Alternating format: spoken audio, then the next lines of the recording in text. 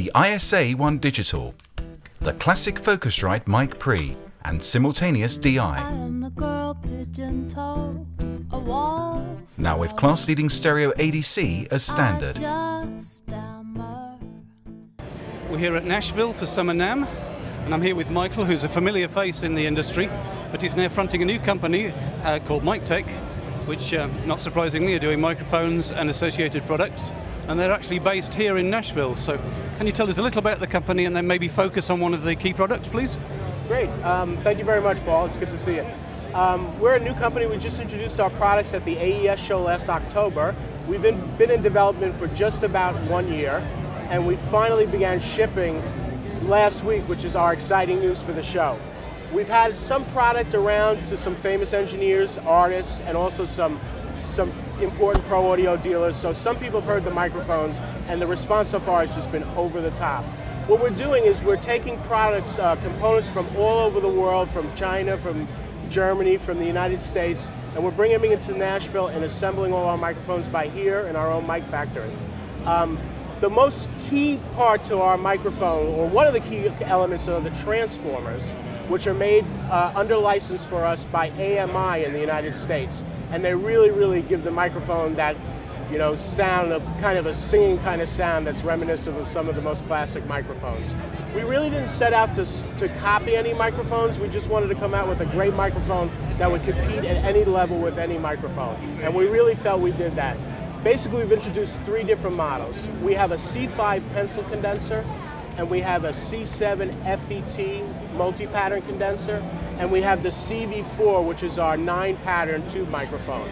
This features our own capsule that we developed. Basically, we do import the capsule from China, but I visit the factory 5 to 6 times a year, and they're all done over my supervision, basically. They were not off-the-shelf capsules. They had to be redeveloped for us.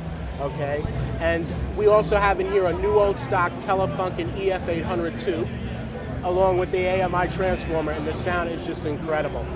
The power supply is really beefy. It guarantees that the tube always has a nice stiff supply, and it's also where you can select 9 patterns here, everywhere from Omni, Cardioid, Figure 8, and everything in between. We're brand new, but as I said, we've had a lot of great engineers like Bill Vorndick and Ray Kennedy, and even John McBride at Blackbird, who've listened to these microphones and have just been over the top and are really supporting us with great comments, and just been a lot of fun out here in Nashville being able to develop with these kind of producers and engineers. And I believe you're also getting into microphone preamplifiers? Actually, we are. We're showing a new preamplifier. We're kind of soft showing it. It's called the MPA 201. It's a 2-channel discrete Class A preamp, so you can imagine the circuit that inspired it. But what we've done differently is we've added a lot of display metering, so the metering is really nice. We've also added a variable high-pass filter and variable impedance control. And the sound is incredible. What we're doing right now is we have about 4 or 5 prototypes that we're making right now, and we're literally going from transformer to transformer. Each of our channels uses 3 transformers. We use a separate transformer for the direct input, different from the microphone input, and then we have the output transformer. So we have a collection of 4 different companies that we're putting the different transformers in and making the final voicing and the final selection of how that's going to end up. Sounds pretty serious.